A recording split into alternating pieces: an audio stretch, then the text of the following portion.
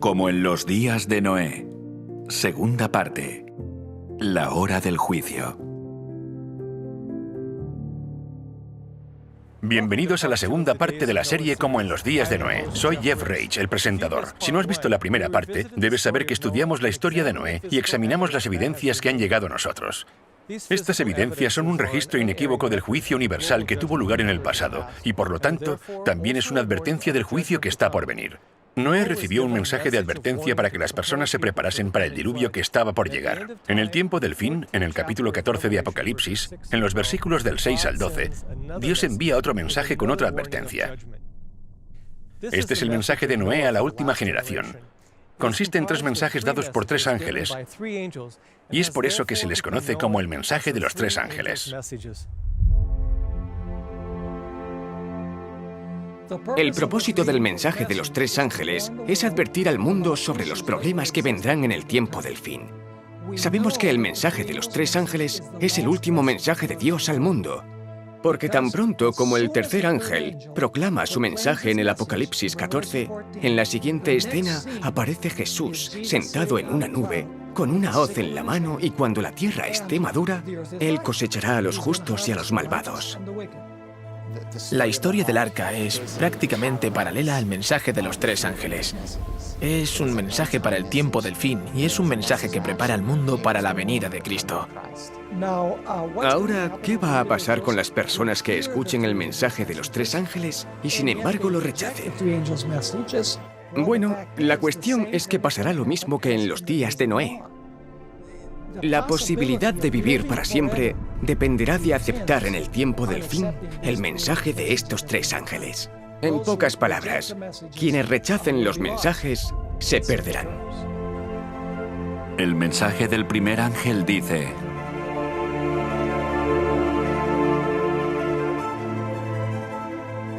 Vi volar por en medio del cielo a otro ángel, que tenía el Evangelio eterno para predicarlo a los moradores de la tierra, a toda nación, tribu, lengua y pueblo, diciendo a gran voz: Temed a Dios y dadle gloria, porque la hora de su juicio ha llegado, y adorad a aquel que hizo el cielo y la tierra, el mar y las fuentes de las aguas. La hora de su juicio ha llegado.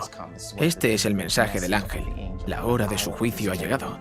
Y sabemos que este juicio tiene lugar antes de la segunda venida, porque una vez más, cuando lees el contexto del capítulo 14 de Apocalipsis, la hora de su juicio ha llegado. Está en el versículo 7, y al final de este capítulo se encuentra la cosecha y la venida del Hijo del Hombre. Así que la hora de su juicio es antes de que Jesús regrese. El juicio es lo que determina quiénes estarán listos para cuando Jesús regrese y quiénes no. Jesús se refirió al período de tiempo anterior al diluvio como los días de Noé, porque Noé predicaba un mensaje de advertencia sobre el juicio venidero. Aquellos días fueron un momento de juicio, porque era la última oportunidad para que la gente aceptara o rechazara el mensaje de advertencia antes del juicio al mundo mediante un diluvio. El mensaje de advertencia se da para preparar al mundo para el juicio. Y al final de los tiempos, el primer mensaje de los 3 ángeles proclama que la hora de su juicio ha llegado. Así como el mensaje de Noé fue la última advertencia antes del juicio al mundo mediante un diluvio, al final de los tiempos, el mensaje de los 3 ángeles dará un último mensaje de advertencia antes del juicio al mundo mediante el fuego. De hecho, vayamos en este momento al tiempo del fin. Estoy caminando a lo largo de una larga línea de tiempo que abarca la longitud de todo un campo de fútbol. La Biblia nos da la genealogía detallada desde los descendientes de Noé hasta la época de Cristo. Es por eso que sabemos que la inundación ocurrió hace 4.315 años, alrededor del año 2298 a.C. Noé comenzó a dar su mensaje de advertencia al mundo 120 años antes, alrededor del año 2418 a.C. Esto significa que en nuestra línea del tiempo, el juicio ocupa exactamente 3 metros.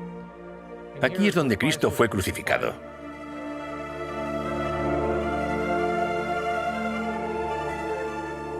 Aquí estamos cerca del otro extremo del campo. Como aún no tenemos una fecha, digamos que este lugar marca el comienzo del juicio al mundo.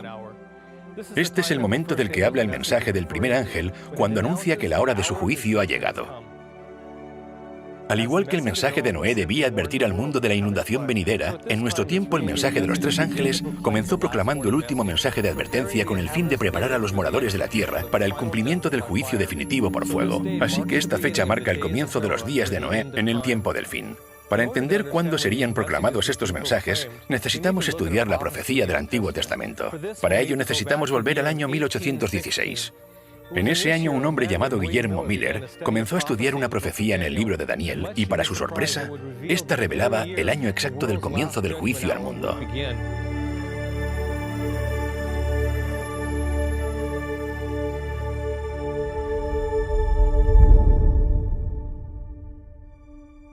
Qué agradable es, más allá de toda posible expresión, para un padre amoroso imaginar el futuro y ver a un hijo o a una hija sentados a la diestra del juez, ser parte de las naciones de los salvos. Guillermo Miller, exbautista y escéptico de la Biblia, fue el primero en entender cuándo empezaría el último mensaje de la hora del juicio. En una ocasión, le pidieron que leyera un sermón a la congregación y las palabras que leyó a la gente conmovieron su propia alma. De pronto, el carácter de un Salvador impactó profundamente en mi mente. Me pareció que bien podía existir un ser tan bueno y compasivo, que expiara nuestras transgresiones y así nos librará de sufrir la pena del pecado. Un destello del carácter amoroso de Dios impresionó por primera vez la mente de Miller. El impacto que recibió ese día lo movió a comenzar a estudiar la Biblia durante el resto de su vida.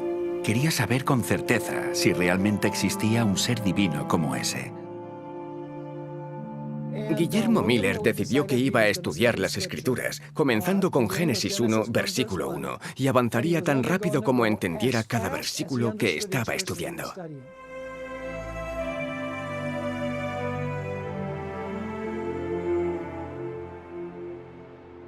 Estudió sistemáticamente la Biblia día y noche con tan solo una concordancia. Quería saber por sí mismo lo que enseña la Biblia sin dejarse influenciar por los demás. Finalmente, encontró una profecía en el libro de Daniel que habla de la purificación del santuario. Un estudio diligente de esta profecía lo llevaría a descubrir el año exacto en el que comenzaría el juicio.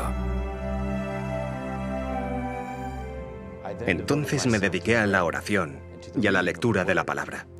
Decidí dejar a un lado todos mis prejuicios, comparar en profundidad pasaje con pasaje y proseguir su estudio de forma regular y metódica.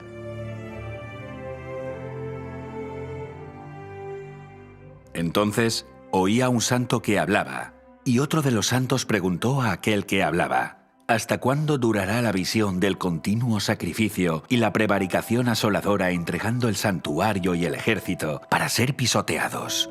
Hasta 2300 tardes y mañanas, luego el santuario será purificado.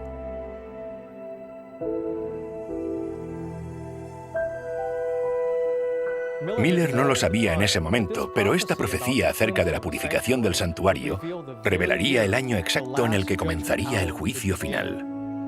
Para entender el evento que tendrá lugar al final de los 2300 días que aparece en Daniel 8:14, necesitamos estudiar el santuario y comprender en qué consiste la purificación del santuario. El santuario era una estructura con forma de tienda que fue dada por Dios a Moisés. Aquí es donde los israelitas debían llevar sus animales como sacrificio para que sus pecados fueran perdonados. La pena de violar los 10 mandamientos es la muerte, pero se proporcionaba el perdón mediante un sustituto. Para ello, el pecador debía colocar su mano sobre la cabeza del animal y confesar sus pecados. A través de esta confesión, los pecados cometidos eran transferidos simbólicamente al animal inocente. El animal moría en lugar del pecador, y la sangre del animal, que representaba sus pecados, era llevada por el sumo sacerdote al santuario y rociada delante del velo. A través de este proceso, los pecados cometidos por el transgresor eran transferidos al santuario, donde se acumulaban a lo largo de todo el año. La idea era que cuando cometías un pecado, lo transferías al santuario y te deshacías de él. Todos estos servicios conducían al día de la expiación. Y el día de la expiación era una ceremonia anual, se hacía al final de año, y era cuando se borraban todos los pecados que habían sido transferidos a través de todas esas ofrendas. Esos pecados eran llevados por el sumo sacerdote fuera del santuario. En otras palabras, en el día de expiación el santuario quedaba limpio de los pecados cometidos por el pueblo de Dios. Se limpiaba toda la sangre que había allí y era la oportunidad para comenzar de nuevo. Porque es día de expiación, para reconciliaros delante de Jehová vuestro Dios. Porque toda persona que no se afligiere en este mismo día será cortada de su pueblo. Si los pecados no eran transferidos, la persona era cortada. Ser cortado significaba que la persona debía morir. El juicio se llevaba a cabo tanto si uno había transferido sus pecados como si no. Cuando Guillermo Miller leyó el capítulo 8 del libro de Daniel, entendió que la purificación era un mensaje acerca del juicio. Si en el día de la expiación alguien no hubiera transferido todos sus pecados al santuario y el santuario era purificado, entonces tendrían que soportar la pena de su propio pecado, que era la muerte. Y esto es lo que significaba el término cortar. En los días de Noé y en el día de la expiación, se produjo un juicio que separó al inocente del culpable. Dios hizo un pacto con Noé, y aquellos que no entraron en ese pacto ni recibieron el perdón de Dios, fueron descartados. Estableceré mi pacto con vosotros, y no exterminaré ya más toda carne con aguas del diluvio, ni habrá más diluvio para destruir la tierra. Así que el día de la expiación sería equivalente al mensaje de la hora del juicio que Noé predicó en su día. Entendiendo que tanto el día de expiación como la purificación del santuario se refieren al día del juicio, Guillermo Miller estudió las profecías de Daniel que decían que en 2300 días el santuario sería purificado y entendió que señalaba el momento cuando comenzaría el juicio final de la tierra. Guillermo Miller se dio cuenta de esta relación y concluyó que el mensaje del primer ángel, que decía que la hora de su juicio había llegado, comenzaría cuando el santuario estuviera limpio al final de la profecía de los 2300 días que escribió Daniel. Los 2300 días. 2300 días. Él miró esa profecía y, aceptando la interpretación generalizada de la época, entendió que la purificación del santuario de la que hablaba Daniel 8:14 representaba la purificación de la tierra por el fuego en la segunda venida. Cuando se dice que el santuario sería purificado, se creyó que la segunda venida de Cristo estaba unida al fin de los 2300 días. Puedo ver que debemos mirar a la hora probable de un final. Y como Dios no nos otorgaría una revelación inútil, consideré que nos conducía al momento en que podríamos esperar con confianza la venida del que es señalado entre 10.000 y todo el codiciable. Esta profecía del libro de Daniel significa mucho porque vivimos al final de los tiempos. Nos dice cuándo comenzará el juicio final. Cuando Guillermo Miller trató de calcular esta profecía, no sabía lo que estaba a punto de descubrir. Otros lo habían intentado antes, pero hasta ese momento la fecha para esta profecía había sido un misterio. Nadie sabía cuándo terminarían los 2300 días porque nadie sabía cuándo habían empezado.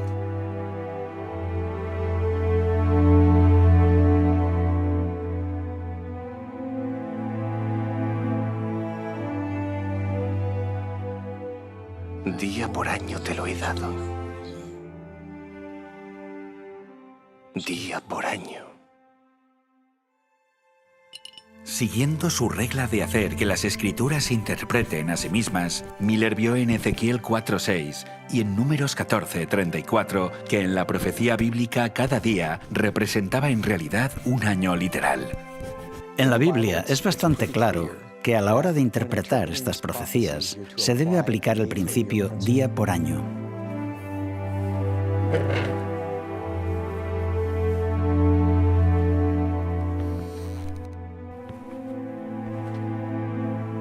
Entendiendo que la profecía de los 2300 días corresponde a un período de 2300 años literales, sabía que, independientemente de cuándo comenzara, se extendería mucho más allá de la época de Cristo y el santuario judío, que fue destruido en el 70 después de Cristo. Por este motivo, quedó impresionado con la importancia de esta profecía y anhelaba conocer su significado. Sabía cuánto duraría la profecía, pero no sabía su comienzo.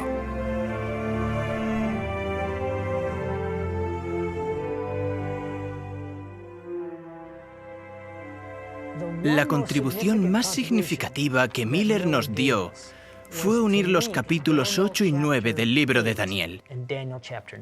La ventaja es que Daniel capítulo 9 nos da el punto de partida. El ángel le dice a Daniel que le va a dar el punto de partida, no solo de la profecía de los 2300 días que encontramos en Daniel 8:14, sino el de una nueva profecía que dice cuándo vendrá el Mesías. Entiende pues la orden y entiende la visión, que desde la salida de la orden para restaurar y edificar a Jerusalén hasta el Mesías príncipe habrá 7 semanas y 72 semanas. Serían 7 semanas más 62 semanas, que dan un total de 69 semanas hasta el Mesías príncipe. En esta profecía se dice cuál es el evento que marca el inicio del tiempo a calcular, desde la orden para restaurar y edificar Jerusalén.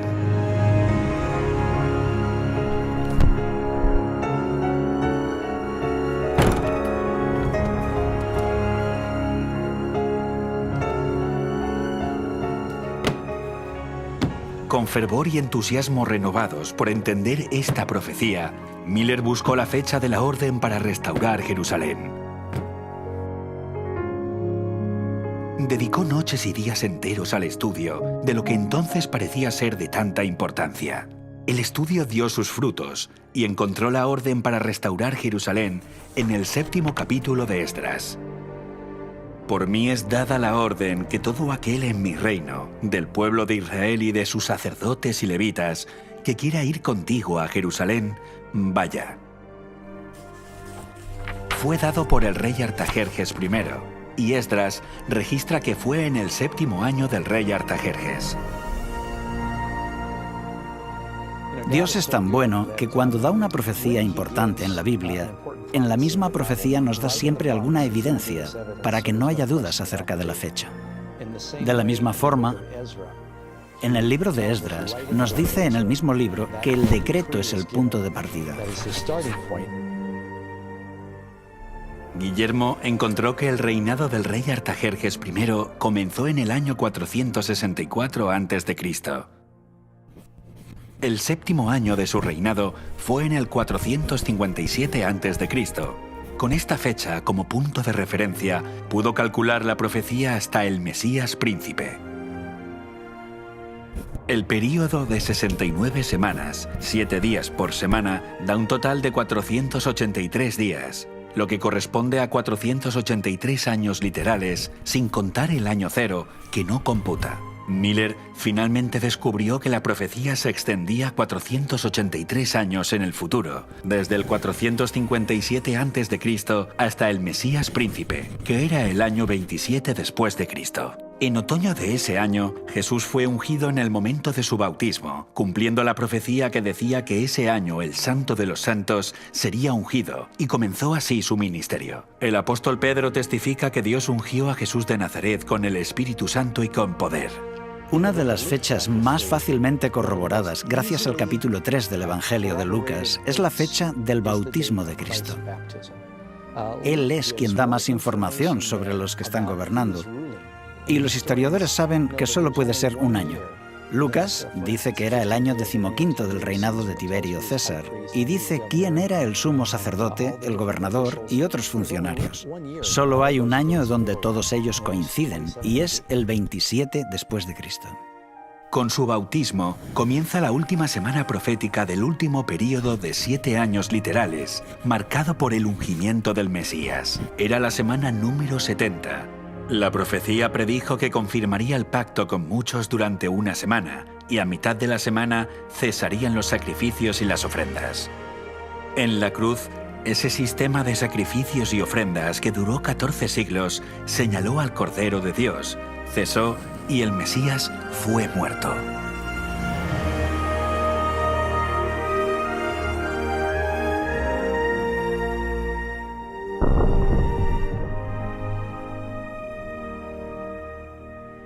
Yo soy judío cristiano, pero mi madre era judía.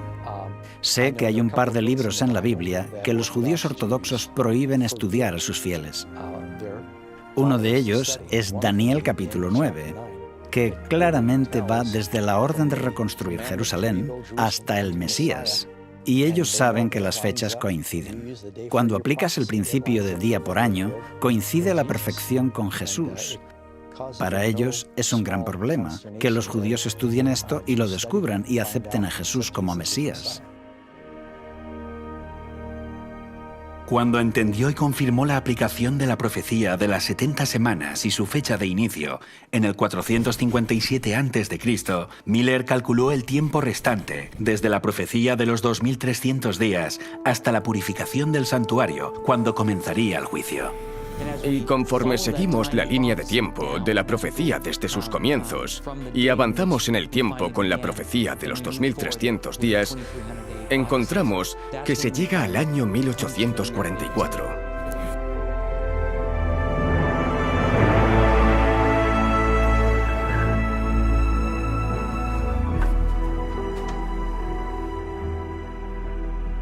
Guillermo encontró que los 2300 días de Daniel 8:14 terminarían en el año 1844, durante su vida. No necesito hablar de la alegría que llenó mi corazón cuando me encontré ante esa encantadora perspectiva, ni de los ardientes anhelos de mi alma por participar del júbilo de los redimidos. Ahora la Biblia era para mí un libro nuevo. Era en verdad una fiesta para el intelecto. Todo lo que para mí había sido sombrío, místico u oscuro en sus enseñanzas, se había disipado de mi mente ante la clara luz que brotaba de sus páginas sagradas. Oh, cuán brillante y gloriosa se mostraba la verdad.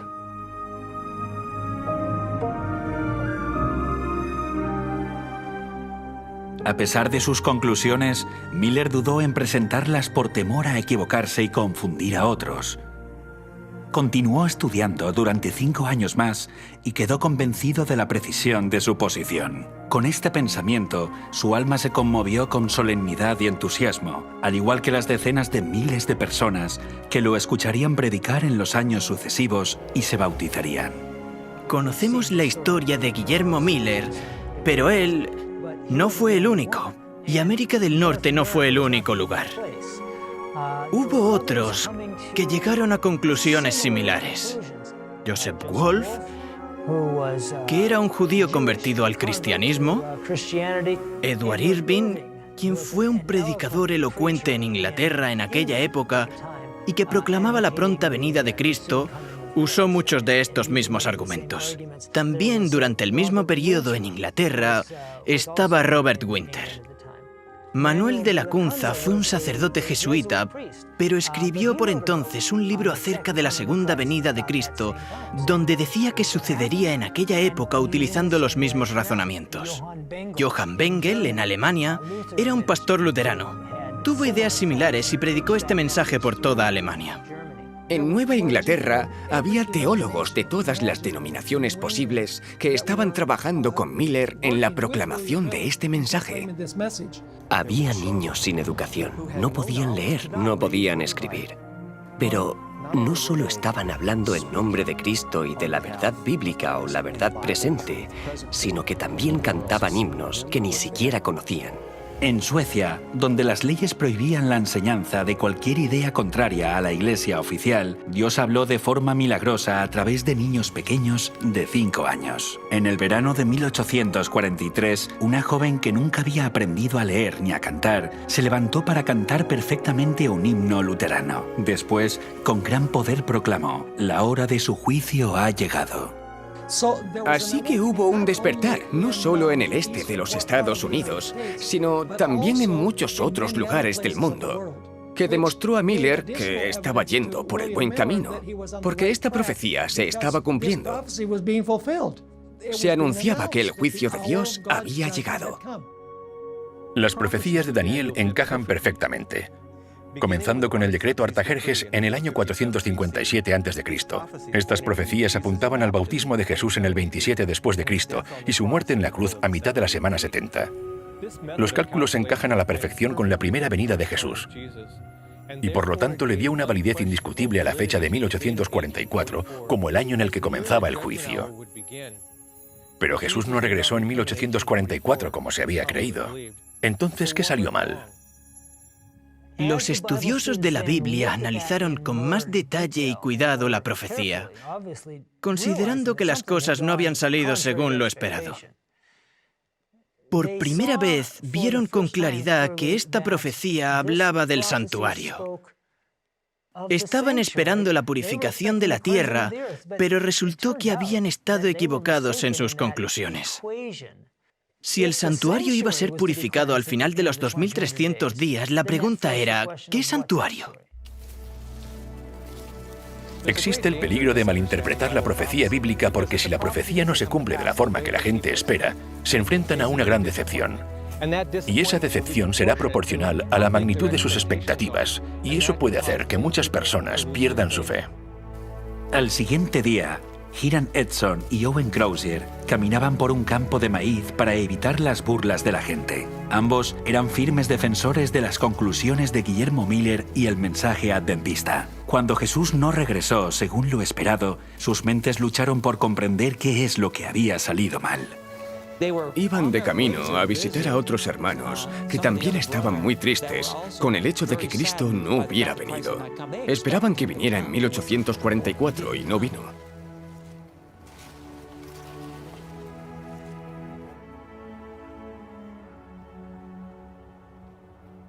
Oye, Hiram, ¿vienes? Al día siguiente de que Cristo no viniera, Hiram Edson fue inspirado y llegó a entender la clave que desvelaría el misterio de su decepción y les mostraría una nueva revelación sobre el santuario.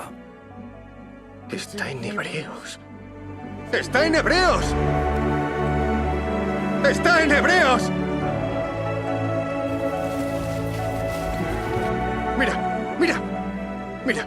Mira. Capítulo 8, versículo 1. Tenemos tal sumo sacerdote, el cual se sentó a la diestra del trono de la majestad en los cielos, ministro del santuario y de aquel verdadero tabernáculo que levantó el Señor, y no el hombre. ¿Lo ves? El santuario está en el cielo. Se emocionaron y dijeron, no nos equivocamos en la fecha, nos equivocamos en el evento. La purificación del santuario no es en la tierra, sino en el santuario celestial. La palabra santuario nunca se usa para referirse a la tierra. Pero les confundió la forma con la que comúnmente se entendía. Entonces, ¿qué santuario es el que hay que purificar? Eso hizo que su atención se centrara en los libros de Hebreos y Apocalipsis, donde se habla del santuario celestial. De hecho, la Biblia es muy clara, y hay un santuario celestial, y ellos no se dieron cuenta de eso. En realidad, el santuario era un modelo a escala de lo que Dios mostró a Moisés en el monte. En otras palabras, es una miniatura del verdadero santuario en el cielo. Todo lo que se hacía en el santuario terrenal apuntaba a todo aquello que tendría lugar en el santuario celestial.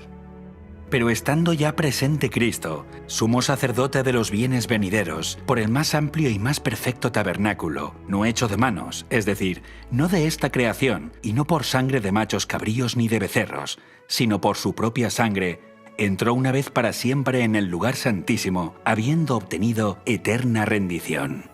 Después de la resurrección, Jesús ascendió al cielo, al lugar santo, que es la primera habitación del santuario celestial. Igual que los sacerdotes del Antiguo Testamento entraban en el lugar santo todos los días para interceder por los pecados de Israel, Jesús entró en el lugar santo del santuario celestial para interceder por los que creen en él. Pero en la segunda parte, solo el sumo sacerdote una vez al año. En el día de la expiación, cuando el santuario era purificado, el sumo sacerdote entraba al lugar santísimo para realizar la obra de juicio. Cumpliendo la profecía de Daniel después de 2300 años, Jesús, nuestro sumo sacerdote, se trasladó al lugar santísimo para limpiar el santuario en el cielo de los pecados de la humanidad. Y esa es la obra que Jesús está haciendo ahora en el santuario celestial, la obra del juicio. Jesús se traslada al lugar santísimo en 1844. Eso significa que desde el año 1844 hasta hoy, seguimos en ese periodo de tiempo del juicio.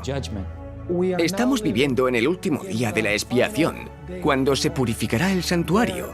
Lo que deberíamos estar haciendo es simpatizar con la obra del sumo sacerdote en el santuario celestial mientras él realiza el juicio. Jesús es nuestro sumo sacerdote en el santuario celestial, porque no tenemos un sumo sacerdote que no pueda compadecerse de nuestras debilidades. En estas palabras, vemos a Jesús sentir las enfermedades de toda la raza humana, la pérdida de un ser querido, la desesperación de la soledad, el miedo, el sufrimiento de los discapacitados y la aflicción de los enfermos. Todo lo siente nuestro sumo sacerdote en el cielo.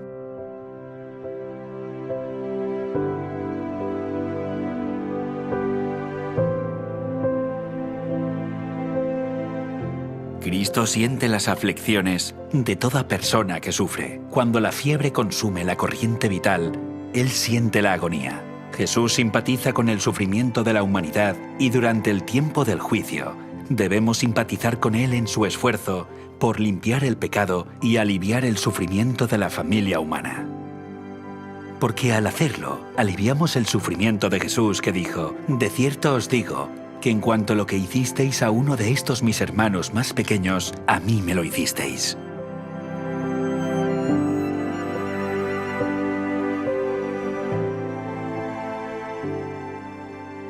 Demasiado a menudo pensamos en el juicio como algo negativo y no como la reivindicación de los inocentes o el fin del sufrimiento en este mundo. E incluso en nuestra propia incredulidad podríamos temer quedarnos fuera del arca. Pero vamos a aprender qué es el arca exactamente para aquellos que viven al final de los tiempos y cómo podemos entrar en ella. Armados con la certeza de esta verdad, la duda se desvanecerá. Y como Noé, encontrarás descanso en el arca, habiendo eliminado todo temor del juicio venidero.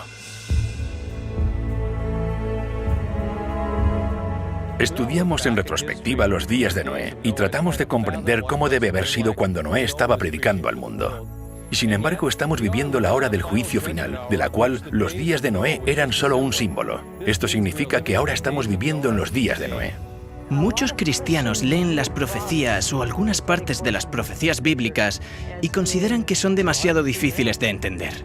Sería un desastre si nosotros les damos la espalda, tal como lo fue para aquellos en los días de Noé. Todos deberíamos entender que la Biblia dice: «He aquí, yo vengo pronto, y mi galardón conmigo». Bueno, si el Señor recompensará a todos cuando venga, tendrá que haber una investigación antes de que Él venga. Y eso es de lo que trata esta sentencia previa a su venida, de que hay un tiempo de juicio. Y ahora estamos viviendo en ese tiempo.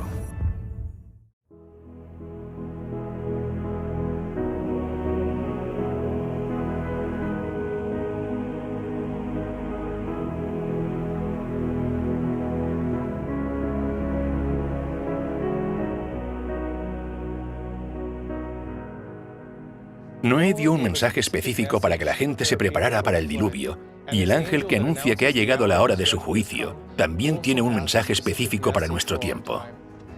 Ambos mensajes están pensados para preparar a la humanidad para el juicio, y nos llama a entrar en el refugio del arca. Vamos a entender qué es para nosotros hoy este refugio del arca, examinando detalladamente el mensaje de Noé. En el libro de Segunda de Pedro, se nos dice que fue pregonero de justicia. A través de diferentes medios y diferentes métodos, él predicaba la justicia. En el capítulo 1 de Romanos, Pablo dice que en el Evangelio la justicia de Dios se revela. ¿Pero a qué se refiere al decir que la justicia de Dios se revela? En el versículo anterior nos dice qué es el Evangelio de Cristo. La Biblia nos dice que Noé fue un predicador de justicia y que el Evangelio revela la justicia de Dios, lo que significa que Noé estaba predicando con el Evangelio. También significa que al final de los tiempos, cuando el primer ángel proclama el Evangelio eterno, este ángel repite el mensaje que Noé le dio al mundo antes del diluvio. Puesto que ahora estamos viviendo en la hora del juicio, el Evangelio debe ser proclamado nuevamente al mundo para que todos tomen una decisión. Es tiempo de que el juicio comience por la casa de Dios. Y si primero comienza por nosotros, ¿Cuál será el fin de aquellos que no obedecen al Evangelio de Dios? Pedro nos dice que el juicio vendrá sobre los creyentes y los no creyentes por igual, y que nuestra aceptación o rechazo del Evangelio determinará nuestro destino cuando el juicio finalmente se ejecute. El apóstol Pablo responde a su propia pregunta acerca de lo que sucederá a quienes rechacen el Evangelio. Cuando se manifieste el Señor Jesús desde el cielo con los ángeles de su poder en llama de fuego para dar retribución a los que no conocieron a Dios ni obedecen al Evangelio de nuestro Señor Jesucristo.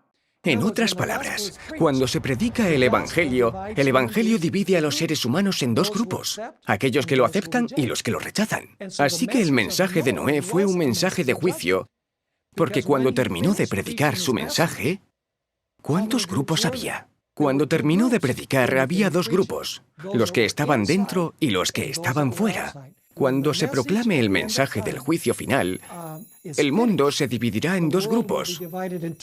Así que la advertencia se repite otra vez para nosotros a día de hoy. El mensaje del Evangelio en los días de Noé era una llamada a entrar en el arca. Buscando la definición de la palabra arca, encontramos que también significa refugio. Así que el principio que está detrás del Evangelio predicado por Noé era una invitación a entrar en un lugar de refugio. ¿Cuál es el lugar de refugio para el pueblo de Dios hoy? Si buscamos la palabra arca en el diccionario de Oxford, se define como un barco o un santuario. Curiosamente, la palabra santuario también se define como lugar de refugio. Así que arca y santuario tienen el mismo objetivo. Es importante que entendamos esto porque Dios le dio al hombre un santuario para que fuera un lugar de refugio.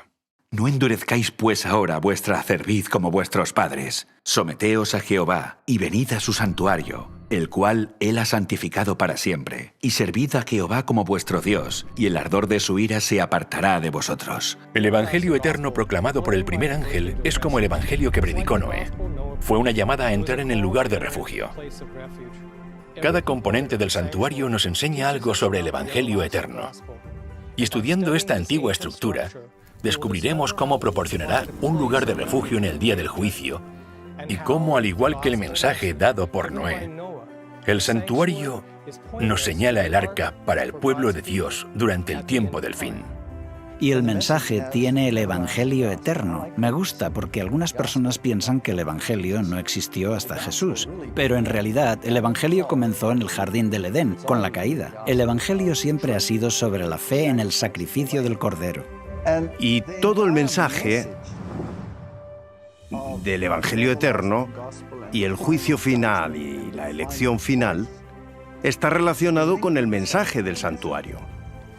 En el Antiguo Testamento, el cordero era sacrificado a la entrada del santuario. Este sacrificio apuntaba al sacrificio que Jesús haría en la cruz. Y es por eso que Jesús es llamado el Cordero de Dios. Por lo tanto, el Evangelio no fue proclamado por primera vez por Jesús cuando vino a la tierra. Fue revelado siglos antes a través del servicio del santuario y sus símbolos.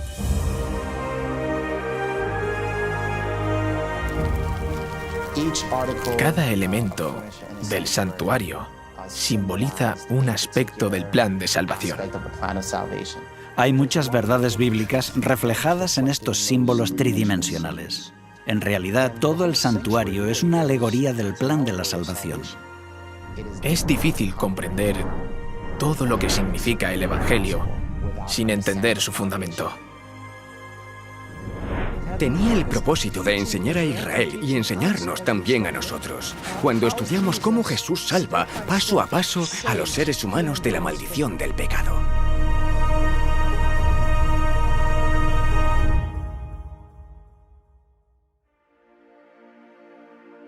Tu camino, oh Señor, está en el santuario, y ahí es donde estaba el cordero que fue sacrificado. Atraviesas la cortina de colores de la puerta y allí estaba el altar de los sacrificios, que representa la cruz. El altar del sacrificio es donde se sacrificaban animales a diario. El pueblo de Israel debía entender que esto señalaba al Mesías venidero, quien moriría por los pecados del mundo. Y rodeando esta pieza, allí en el patio se encuentra la siguiente pieza, es la fuente. Tenía agua y los sacerdotes se lavaban allí. Y eso representa el bautismo. Pero cuando entras en la siguiente parte del santuario, que sería el lugar santo, encontramos allí 3 muebles. El pan de la proposición representa la palabra de Dios. No solo de pan vivirá el hombre, sino de toda palabra de Dios. Así que Dios nos está diciendo, tu vida espiritual depende de tu estudio de la palabra de Dios. Y después llegas al altar de incienso, que representa las oraciones que ascienden a la presencia de Dios. En Apocalipsis capítulo 8, versículos 1 al 3, la Biblia nos dice que un ángel está delante de Dios con este incienso, el cual era un símbolo de nuestras oraciones que se elevan ante el trono de Dios. Es en el nombre de Cristo y por sus méritos que oramos, y así nuestras oraciones se hacen aceptables a Dios. Tenemos el candelero, que significa la iluminación de ser un testigo que deja brillar su luz. Y Dios dice, tú eres mi luz, y quiero usarte como testigo para que el mundo pueda ver lo que he hecho a través de ti. Los últimos 6 metros están separados por un velo. Si avanzas hacia el lugar santo, encuentras el trono de Dios. Aquí se encontraba el Arca de la Alianza. Todo estaba centrado hacia el Arca de la Alianza.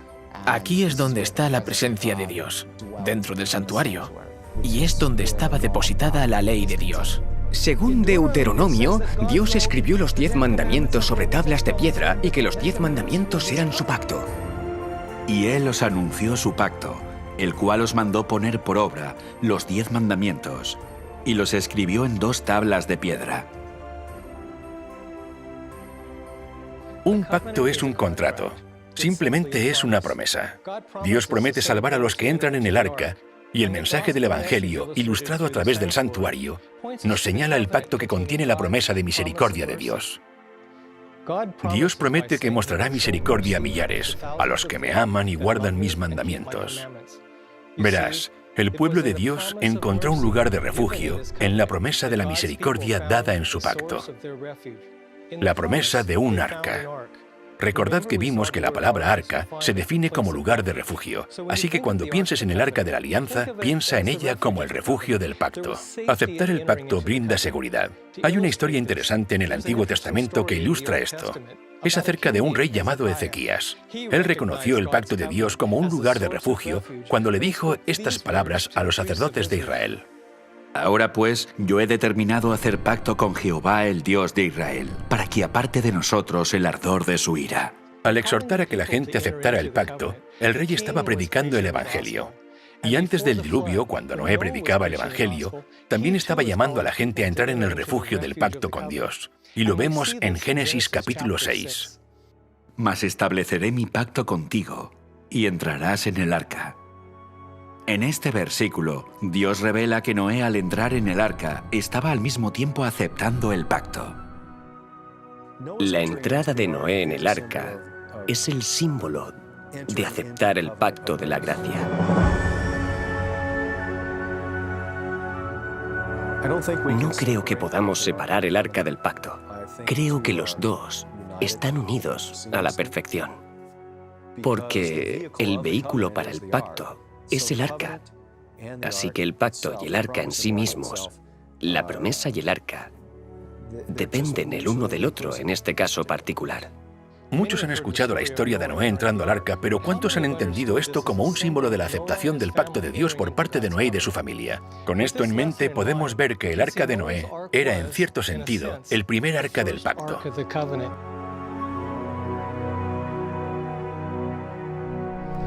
Por lo tanto, cuando vemos el mensaje del primer ángel del final de los tiempos proclamando el Evangelio eterno a los que moran en la tierra, podemos ver que es el mismo mensaje del que Noé se había hecho eco, que nos llama a entrar al arca o al refugio del pacto antes de la ejecución de la sentencia definitiva.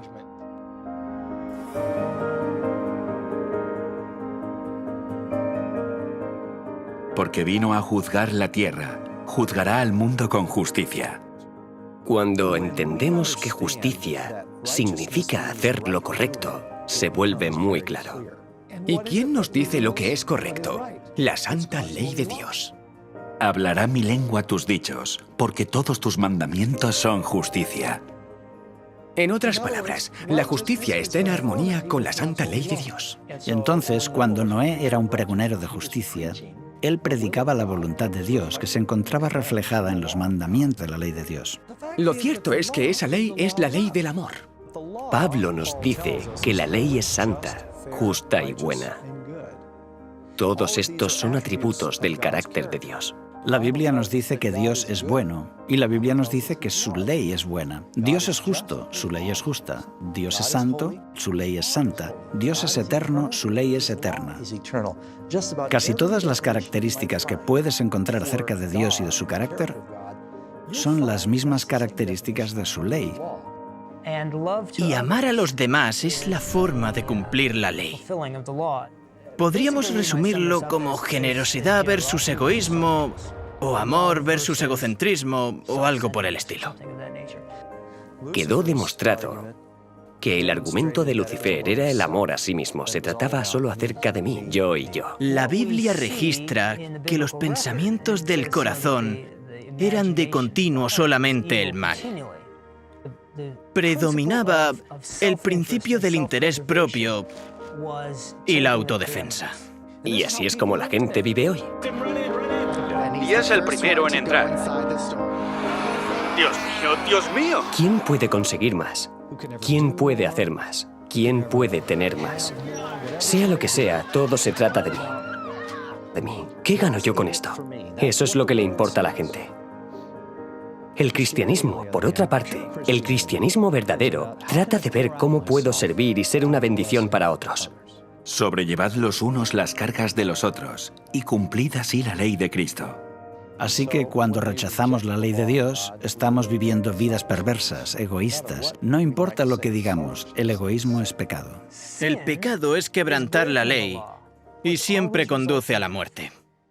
Y entonces, la ley no existe solo porque Dios pensó que sería algo divertido de hacer. La ley existe porque es el único medio para preservar las cosas buenas que nos da. El propósito de los 10 mandamientos es asegurar el altruismo en la tierra. Vemos que el egoísmo del hombre ha hecho que a través de muy diferentes medios, nuestro mundo haya ido por un camino insostenible de dolor y sufrimiento, revelando así que nuestro egoísmo, en última instancia, terminará en la autodestrucción.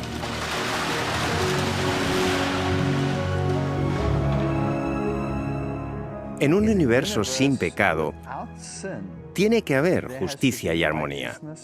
Y cuando llegas a comprender esto, eres capaz de enamorarte de ese mundo. Porque imagina cómo sería un planeta donde las personas se cuiden unas a otras más de lo que se cuidan a sí mismas.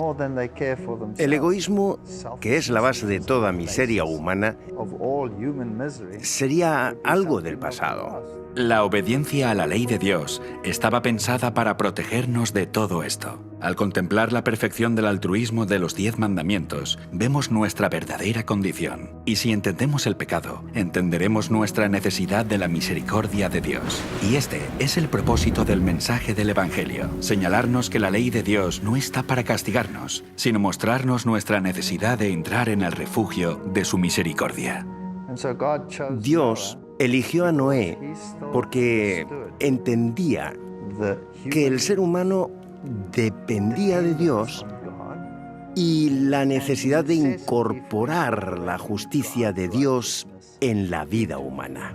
Por eso difundió el mensaje y advirtió a la humanidad que debía tomar una decisión.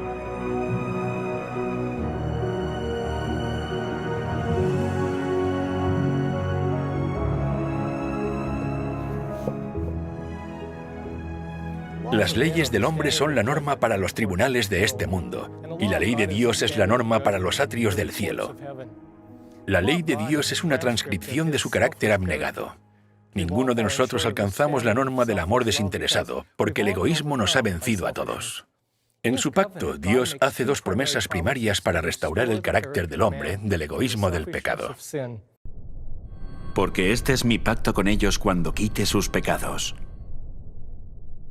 El propósito del juicio en los días de Noé y en nuestros días es limpiar la tierra del pecado sin destruirnos a nosotros, eliminando el registro de los pecados del hombre y restaurar en nosotros su carácter de amor desinteresado. Dios es capaz de destruir el pecado de la tierra y de dejar con vida a todos aquellos que han sido restaurados según su promesa. Y de esta manera, la promesa de la misericordia y la promesa de restauración es para todos aquellos que acepten el arca de refugio. Y el santuario ilustra cómo Dios cumplirá estas dos promesas en nosotros. Los 10 mandamientos apuntan a Jesús, quien dijo: «He guardado los mandamientos de mi Padre». Al ofrecer su vida perfecta como sustituto de los pecados del hombre, Jesús comenzó su viaje al dejar la presencia de Dios y su trono en el cielo para venir a la tierra a ofrecer su vida perfecta como sustituto de los pecados del hombre. El candelabro también nos dirige a Jesús, que dijo: «Soy la luz del mundo. El que me sigue no andará en tinieblas, sino que tendrá la luz de la vida». También el altar del incienso señala a Jesús, quien se convirtió en nuestro intercesor en la oración. Él dijo: «Yo soy el camino, la verdad y la vida. Nadie viene al Padre sino por mí». Jesús se convirtió en el pan de vida y dijo: «Yo soy el pan que descendió del cielo». Jesús se convirtió en el agua viva y en el Cordero de Dios que quita los pecados del mundo. A través del santuario vemos el camino de Jesús descendiendo desde el trono del cielo a la tierra para encontrarse con la humanidad en la cruz.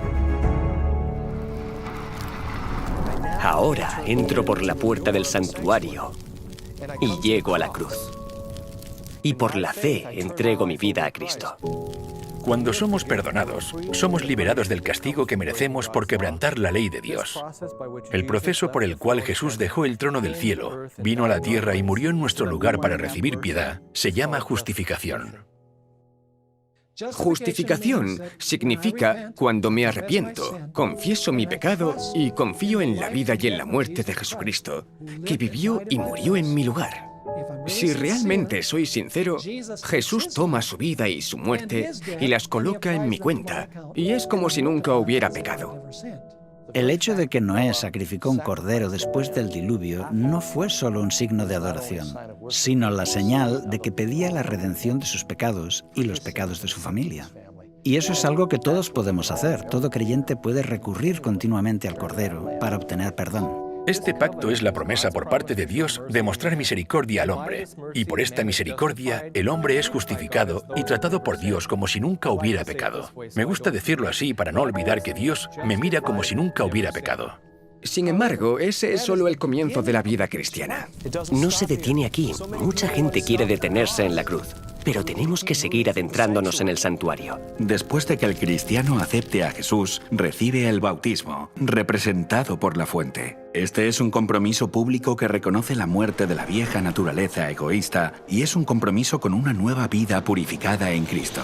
El pan en el santuario representa el estudio de la Biblia, la palabra de Dios. Jesús dijo que no solo de pan vivirá el hombre, sino de toda palabra que sale de la boca de Dios. Al igual que dependemos del alimento para poder vivir, dependemos también de su palabra para la vida espiritual del alma. A través de Jesús, el cristiano es capaz de tener comunión directa con el Padre en oración. Al igual que el incienso del altar asciende delante del lugar santísimo, también nuestras oraciones se elevan hasta el cielo delante de Dios. El candelero representa la llamada del cristiano a predicar y compartir el Evangelio con el mundo, como Jesús ordenó cuando dijo: «Así alumbre vuestra luz delante de los hombres, para que vean vuestras buenas obras y glorifiquen a vuestro Padre que está en los cielos». Finalmente, la Biblia llama al cristiano a entrar en el lugar santísimo a través de la sangre de Jesús, que es entrar en oración en la presencia de Dios ante el arca de la alianza, que simboliza la promesa de que Dios nos libraría del pecado y pondría nuestras vidas en armonía con sus mandamientos de amor abnegado. A esta promesa de restauración se le llama santificación. La misión de Jesús al venir a la tierra no es solamente garantizar el perdón de nuestros pecados y dejar que el pecado siempre nos esté venciendo.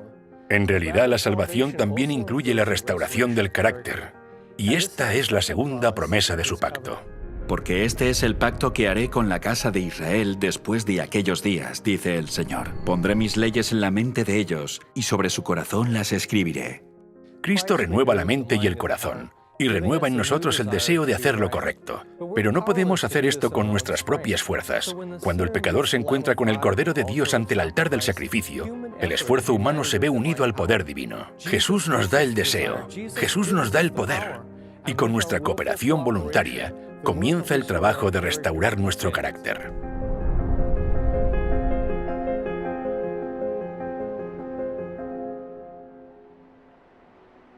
Se necesita un cambio de paradigma para trabajar en armonía con Dios. Y no hay una varita mágica. Es un proceso. Se llama santificación.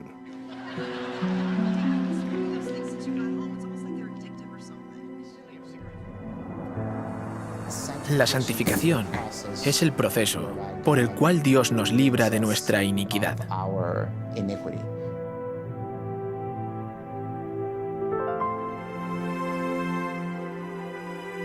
O nos da la victoria, o no. Y si Él tiene el poder, no hay nada que le impida darnos la victoria. Aquí en el santuario vemos representada la obra del Evangelio a través de la venida de Cristo desde el trono de los cielos a la cruz, para ofrecer al hombre misericordia y el perdón de sus pecados. Y al unir su poder divino con el hombre caído, vemos la restauración del carácter del hombre en el camino de la cruz al refugio del pacto. Estas son las dos promesas que muestran cómo Dios cumple su pacto para salvar al hombre del pecado. En lugar de estar escritos simplemente en tablas de piedra, Dios toma los 10 mandamientos y los escribe sobre las tablas del corazón para que nos recreemos en hacer la voluntad de Dios. Cuando Noé predicó la justicia, estaba predicando que la gente debía aceptar al Señor y que sus vidas debían cambiar. Sus vidas deben ser justas, porque no es solo cambia tu forma de pensar y sigue comportándote como hasta ahora. Cuando la Biblia dice que Noé era un predicador de justicia, era porque llamaba a que la vida de las personas fueran justas. Y este es un ejemplo de lo que Dios quiere de su pueblo en el tiempo del fin. Ahora estamos al final, viviendo la hora del juicio final, más de 4.300 años después. El mensaje del primer ángel, al igual que el mensaje de Noé, está proclamando el Evangelio eterno, llamando a todos los que escuchen que entren en el refugio del pacto. Mediante este pacto recibimos la promesa de misericordia por medio de Jesucristo y la promesa de la santificación a través de su poder, lo que significa que Dios nos concederá la capacidad para que nuestras vidas estén en armonía con sus mandamientos. En los días de Noé no bastaba con proclamar las promesas para que la gente se salvara. Para recibir las promesas, las personas necesitaban responder a la llamada del Evangelio entrando en el arca. Pero ¿cómo entramos en el arca del pacto de Dios al final de los tiempos? El camino hacia el pacto se revela en las 3 órdenes dadas en la última parte del mensaje del primer ángel. Temed a Dios y dadle gloria, porque la hora de su juicio ha llegado, y adorad a aquel que hizo el cielo y la tierra, el mar y las fuentes de las aguas. El primer mensaje de los mensajes de los 3 ángeles es temer a Dios. No es el temor de tener miedo, sino un temor reverente. En el Antiguo Testamento está frecuentemente vinculado a respetar los mandamientos de Dios. El fin de todo el discurso oído es este: teme a Dios y guarda sus mandamientos, porque esto es el todo del hombre. En esta declaración, Salomón habla de temer a Dios o reverenciar a Dios respetando sus mandamientos. Además, explica por qué esto es importante y dice que Dios traerá toda obra a juicio. De la misma forma, la razón por la que el primer ángel ordena temer a Dios y por lo tanto restaurar sus mandamientos es porque la hora de su juicio ha llegado. Así que dice, temed a Dios y dadle gloria. ¿Cómo glorificar a Dios? Dios dice, mas alábese en esto el que se hubiere de alabar, en entenderme y conocerme. La Biblia dice que así es como sabemos que amamos a Dios, cuando lo amamos y guardamos sus mandamientos porque no son una carga difícil. De hecho, en Primera de Juan afirma que el que dice, yo le conozco y no guarda sus mandamientos, el tal es mentiroso y la verdad no está en él. Así que cuando la ley está en el corazón, nos deleitamos haciendo su voluntad y la gente ve la diferencia en nuestras vidas. La meta de la gloria de Dios es reflejar su carácter y demostrar los mismos atributos que Él tiene. Así que subir al arca en los últimos días, subir al arca en el tiempo del fin, requiere combinar los principios de la ley de Dios, que son el amor a Dios y el amor al prójimo. La forma de glorificar a Dios es manifestando su carácter. No se trata de justificarnos mediante las obras, solo debemos aplicar el principio del amor. El amor de Dios debe manifestarse a través de nosotros, y eso solo puede suceder si nos despojamos de todo egoísmo. Y en lugar de estar motivados por el egoísmo y el amor a uno mismo, cuando nos enamoramos del Señor y estamos motivados por el amor a Él, por el amor a Dios, no podremos sino obedecer su ley. Debemos ponerlo por encima de nuestros propios intereses. Ese es el carácter de Dios. Así es como Dios es. Y en sus mandamientos, Él no nos está pidiendo que hagamos cualquier cosa que Él mismo no haría. Nos está pidiendo que vivamos de la misma manera que Él. Nos está pidiendo que imitemos sus atributos, sus características. Cuando nuestras vidas comienzan a ser abnegadas, como la de Jesús, se hace evidente que hemos aceptado su pacto, porque revela que Jesús está trabajando en nosotros para cumplir su promesa de restaurar nuestro carácter. Entonces, Dios es glorificado porque se demuestra que es capaz de cumplir su promesa de restaurarnos. Que Noé y su familia entraran en el arca era una prueba de su fe en las promesas de Dios. De la misma forma, si aceptamos el pacto, demostraremos nuestra fe en sus promesas. Así que si queremos entrar en el arca hoy, necesitamos saber qué es lo que debemos hacer para demostrar nuestra fe en las promesas de su pacto eterno. La respuesta está en la última orden del mensaje del primer ángel. Este mensaje contiene la última llamada al mundo a adorar al Creador, y la forma en que adoramos a Dios es también una demostración de nuestra fe en las promesas de su pacto. Y adorad al que hizo los cielos y la tierra, y el mar y las fuentes de las aguas. El mensaje del primer ángel, en un sentido muy específico, llama a la gente a adorar al Creador. La historia del diluvio está intrínsecamente vinculada con la historia de la creación. Las evidencias del diluvio son inherentemente relacionadas a la historia de la creación. Y a medida que nos familiarizamos con el diluvio y reconocemos las evidencias que nos ha dejado, vemos el claro testimonio de aquel que hizo los cielos y la tierra, de aquel que ha comenzado el juicio y aquel a quien se nos insta a adorar. Si renunciamos a la idea de una inundación y una creación literal, perdemos toda la base de nuestra fe. No podemos tener una base para la adoración porque la base de nuestra adoración es la creación de Dios. Dios terminó su proceso de creación. Dios concluyó su obra en 6 días. Pero Él no se detuvo allí. Dios apartó el 7º día. Dios lo santificó. Ninguno de los otros días de la creación fueron apartados ni santificados. ¿Por qué? Dios lo apartó como conmemoración de su creación. Y bendijo Dios al 7º día y lo santificó, porque en él reposó de toda la obra que había hecho en la creación. Si yo creo que Dios creó aquello, ¿por qué no debería honrarlo en el día que Él apartó? Y ese día era un tiempo sagrado para adorarlo.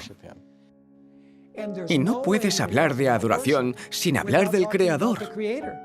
Adoramos a Dios porque es nuestro Creador. Y la pregunta es, ¿qué señal nos dio Dios de que Él es el Creador? Es el sábado. Guardarán pues el día de reposo el pueblo de Israel, celebrándolo por sus generaciones por pacto perpetuo. Señales para siempre entre mí y los hijos de Israel, porque en 6 días hizo el Señor los cielos y la tierra, y en el 7º día cesó y reposó. La última parte del mensaje de este primer ángel nos señala el 4º mandamiento. Vemos que es casi una cita directa del 4º mandamiento. Y adorad a aquel que hizo el cielo y la tierra, el mar y las fuentes de las aguas. No es casualidad que el mensaje del primer ángel apunte a la primera tabla del Decálogo, la adoración al Dios verdadero. Porque en 6 días hizo Jehová los cielos y la tierra, el mar y todas las cosas que en ellos hay, y reposó en el 7º día. Por tanto, Jehová bendijo el día de reposo y lo santificó. Así que vemos también que el mensaje del primer ángel hace referencia al mandamiento del sábado. Cada semana que guardamos el sábado, estamos anunciando al mundo que Dios es nuestro Creador y nuestro Redentor, que servimos al verdadero Dios. Así que adoramos a Dios porque Él es el creador y la señal del creador es el sábado. Así que la adoración, la creación y el sábado, todos ellos están relacionados.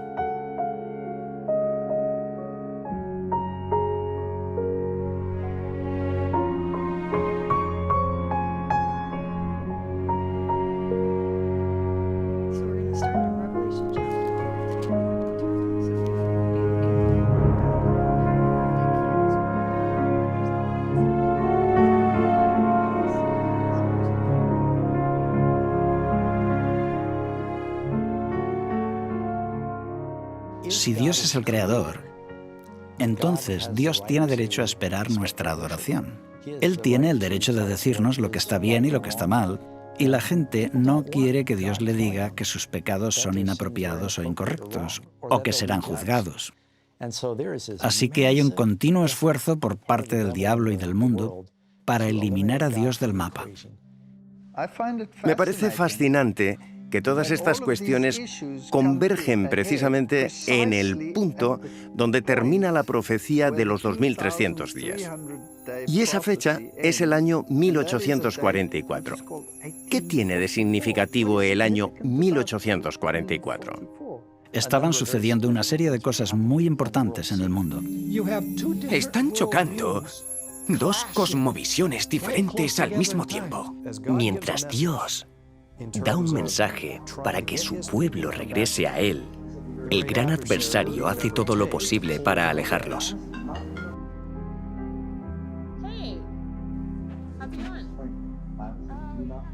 Y por eso no tengo dudas de que Satanás sabía que iba a haber un movimiento que surgiría al final de la profecía de los 2300 días que atraería la atención de las personas al Creador, al sábado, a la purificación del santuario, etc. Así que mientras la gente se preparaba para el inminente retorno de Jesucristo, hubo otras fuerzas en conflicto con este mensaje en particular. Y por eso creo que la era de la Ilustración fue el intento de Satanás para frenar eso e intentar evitar que ocurriera lo que decía la profecía. Indicaba que sucedería a principios del siglo XIX. El mensaje del primer ángel es un llamado enérgico a adorar al que hizo los cielos y la tierra, a reconocer que la hora del juicio de Dios se aproxima. La ciencia se alejaba de estas cosas. Se produjo un llamado mucho más formal y completo a abandonar el cristianismo con la introducción del concepto de evolución. El darwinismo se desarrolla en 1844 porque es cuando Darwin escribe su primer libro, El origen de las especies, y lo envía a diferentes colegas para debatir sobre él. No querían abordar ni aceptar el tema de la creación. Muchas personas desean con todas sus fuerzas evitar la hora del juicio. El darwinismo elimina el miedo a un juicio porque habla de un proceso que hace que surja una idea contraria a la creencia que la humanidad llegará a su fin con un gran juicio final. El ecumenismo se desarrolla en 1844. Las formas de comunicarse. El código Morse, la primera información que viaja a través de las líneas y las ondas aéreas del mundo, ocurre también en 1844. El comunismo surge en 1844. El espiritismo nace en 1844. El espiritismo también es parte de esto. Dice, mira, tomaremos la parte evolutiva, pero también tenemos otras cosas. Podemos hablar con los espíritus y ellos nos guiarán. Así que tenemos todas estas ideas contrapuestas. Tenemos estas dos versiones al mismo tiempo, ambas desarrollándose en torno al 1844. Un mensaje apunta al Creador. El otro mensaje, por otro lado, señala al adversario. Una idea, digamos, basada en el catastrofismo. La creación. La otra, basada en el uniformismo. Y todas estas cosas estaban convergiendo. Era el nacimiento de una nueva era. El mensaje de los tres ángeles es un llamado a reconocer a Dios Y la humanidad dice, no necesito a Dios. Y si entendemos que en realidad Él no creó el mundo y que todo sucedió por accidente, entonces nos convertimos en el árbitro definitivo. Nos convertimos en Dios. El sábado y la Biblia refutan constantemente esa enseñanza. Y es por eso que está siendo atacada. Nos muestran que Dios creó al mundo y que debemos adorarlo. El mensaje del primer ángel dice, su juicio se aproxima. Deberíamos glorificarle en nuestra vida y debemos reconocerlo específicamente como el Creador. Es un mensaje de gran importancia en el siglo XIX, en el momento en que surgió. Al recordar que el sábado es una conmemoración de la creación, el mensaje del primer ángel muestra que confesamos que Dios es el Creador. Pero el sábado significa mucho más que esto. El sábado identifica al autor del pacto. Y si creemos que Dios santificó el séptimo día, entonces el sábado se convierte en una señal de la capacidad de Dios para santificarnos. La llamada de Noé a encontrar refugio en el pacto de Dios comenzó a predicarse de nuevo en 1844, y en ese mismo año el relato del Génesis, la creación, fue atacado. Al proponer una historia falsa de nuestros orígenes, Satanás socavó la autoridad de Dios a través del día de reposo, el cual había sido dado para ser una señal de nuestra confianza en las promesas de su pacto. El sábado es algo que Dios santificó, y si Dios puede santificar un día, si puede santificar el tiempo, entonces tiene el poder de santificar y necesita santificarnos. Es por eso que le dijo al pueblo de Dios, tanto en Éxodo como Ezequiel, que el sábado es la señal de que Él es quien nos santifica. Yo soy Jehová que os santifico. Tú hablarás a los hijos de Israel diciendo, en verdad vosotros guardaréis mis días de reposo, porque es señal entre mí y vosotros por vuestras generaciones, para que sepáis que yo soy Jehová que os santifico. Así recordamos que Dios tiene el poder de crear, de recrearnos, y tiene el poder de santificar y santificarnos para hacernos santos. Debemos ser transformados en la imagen de Cristo, lo que nos remite de nuevo al sábado por el hecho de que vamos a ser recreados. Respetar el sábado no me hace santo. El sábado es una señal externa de una experiencia interna del reposo con Cristo. Así que conmemorar el sábado es una recreación del alma humana a la imagen de Cristo.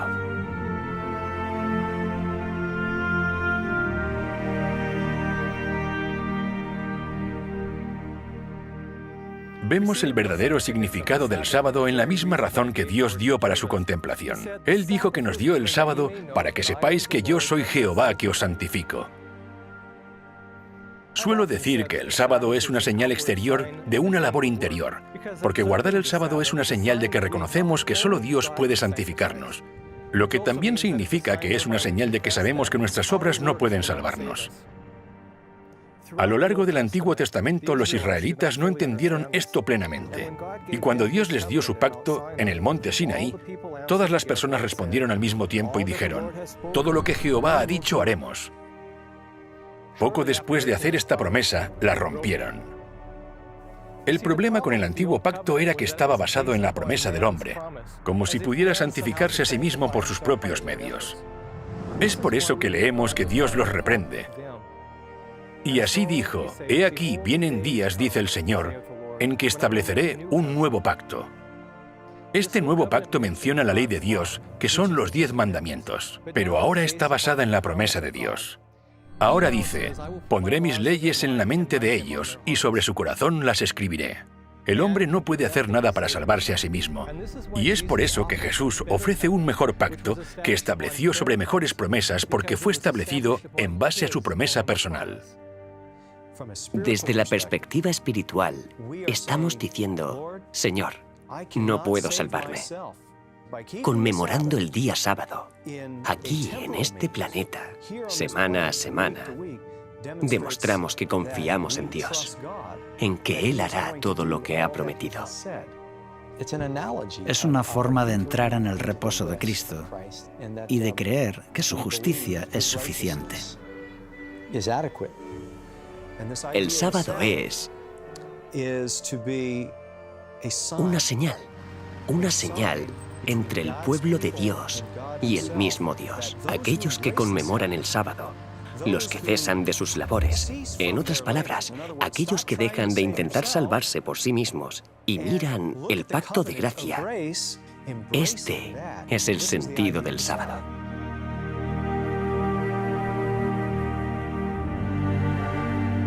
El pacto eterno tiene dos señales o símbolos, y uno de ellos es el sábado. Guardarán pues el día de reposo los hijos de Israel, celebrándolo por sus generaciones por pacto perpetuo. Señales para siempre entre mí y los hijos de Israel. El sábado fue una señal de un pacto perpetuo, y la palabra hebrea para perpetuo es la palabra eterno. Y el pacto eterno es el mismo pacto que Dios hizo con Noé.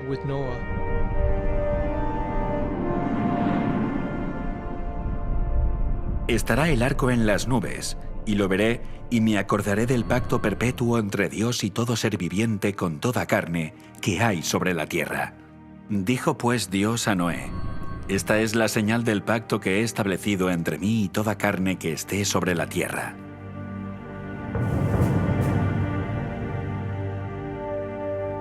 Estas dos señales del pacto eterno, el sábado y el arco iris, cada uno representa las dos promesas que Dios hace al hombre en este pacto. Se nos dio el arco iris como una señal del pacto eterno, y más específicamente, representaba la promesa de misericordia del pacto eterno. Esto se aclara más adelante en el libro de Isaías, donde Dios dice: Cuando juré que nunca más las aguas de Noé pasarían sobre la tierra, así he jurado que no me enojaré contra ti, ni te reñiré.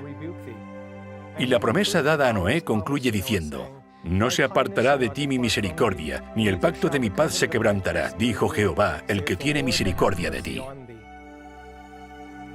En el arco iris de la promesa podemos contemplar el emblema de la misericordia y el perdón que Dios nos ha prometido mediante el pacto eterno.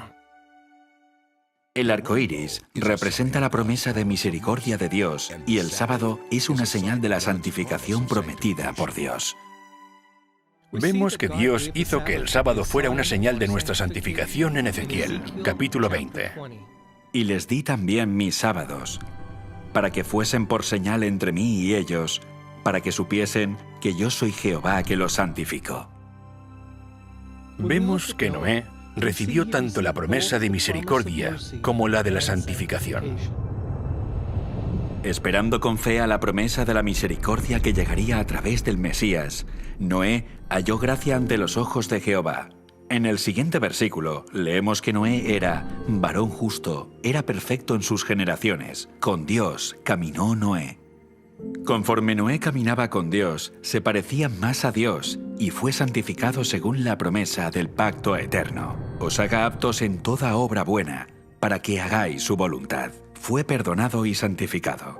La vida de Noé fue santificada y devuelta a la obediencia a Dios, lo cual se aclara al final del capítulo, donde leemos: Así lo hizo Noé conforme a todo lo que Dios le mandó. Y como resultado de esto, en el siguiente versículo leemos: Dijo luego Jehová a Noé: Entra tú y toda tu casa en el arca, porque a ti he visto justo delante de mí en esta generación.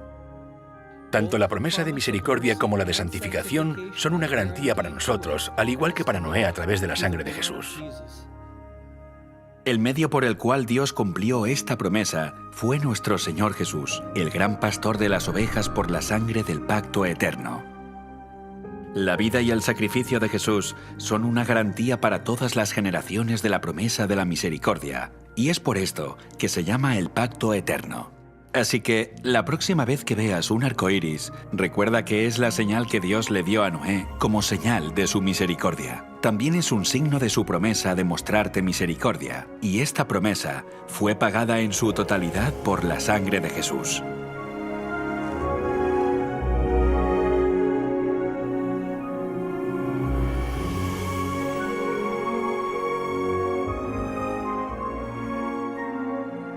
El sábado y el arco iris son hermosos emblemas del pacto eterno que Jesús desea hacer con nosotros. El arco iris es un signo de misericordia que recibimos a través de la muerte de Jesús, y el sábado es una señal de santificación o de restauración del pecado que Cristo está obrando en nosotros. Ambas son promesas de lo que Dios dijo que haría. Subieron al arca. Ese fue su pacto. Y el sello final fue el arco iris. El arco iris dado a Noé simbolizaba que Dios nunca más traería un diluvio de agua sobre la tierra para destruirla. El pacto del pueblo de Dios hoy es la invitación a entrar en su descanso. El sábado es una señal de ese pacto.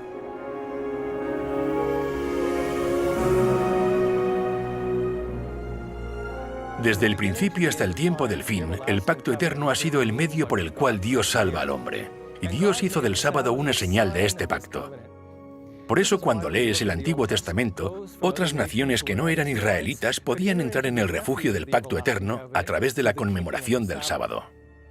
El sábado no es para los judíos exclusivamente. En Isaías 56 dice: «Mi casa será llamada casa de oración para todos los pueblos, incluso para los gentiles».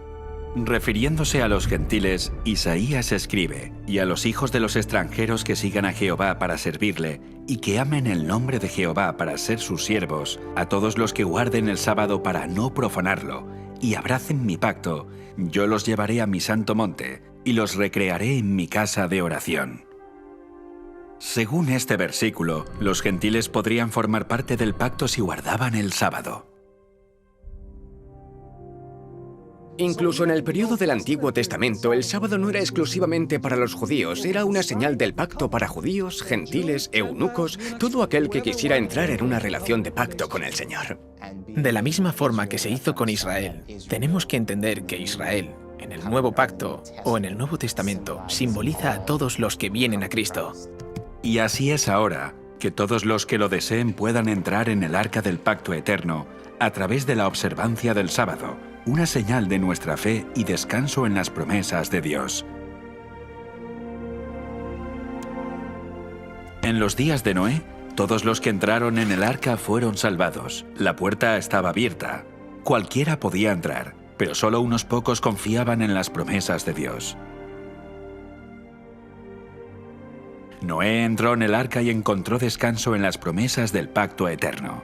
Y esta es una lección para nosotros hoy en día, ya que nos encontramos en el umbral de la eternidad, preparándonos para el juicio final de la tierra.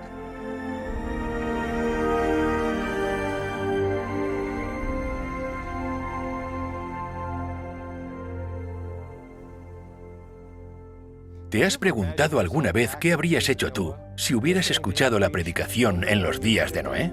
Bueno, piensa en esto. Ahora mismo estás exactamente en la misma situación. Más de 4.300 años después de la inundación, el mensaje del primer ángel una vez más proclama el Evangelio eterno predicado por Noé a toda nación, familia, lengua y pueblo. El santuario nos mostró que ahora mismo, aunque la hora de su juicio ha llegado, Jesús todavía está en el lugar santísimo del santuario celestial, intercediendo por el hombre por el perdón de sus pecados. Esta es nuestra última oportunidad para confesar nuestros pecados sobre el Cordero de Dios, para recibir su misericordia. Esta es también nuestra última oportunidad para caminar con Jesús a través de su santuario y entrar en el refugio del pacto eterno. El nombre Noé significa literalmente descanso. Y cuando Noé levantó su mano apuntando al arca, señalaba el único lugar donde la gente podía encontrar descanso durante el juicio. Y ese lugar de descanso estaba en las promesas del pacto eterno, confirmado por la sangre de Jesús. Así que hoy el mensaje del primer ángel señala igualmente nuestra atención al sábado, ordenándonos que adoremos al que hizo los cielos, la tierra y el mar. Porque recordando el día de reposo y santificándolo, es como nosotros también podemos entrar en el arca del pacto eterno para encontrar descanso en las promesas de Dios.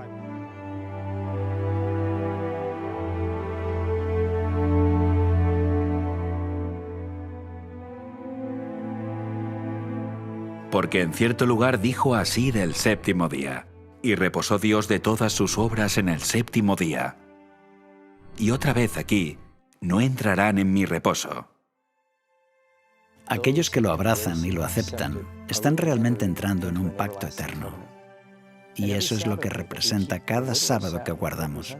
Encontramos eso en el capítulo 4 de Hebreos, entrar en su reposo, entrar en ese pacto. Al igual que Noé entró en el arca y aceptó ese pacto que Dios había hecho para salvarlo.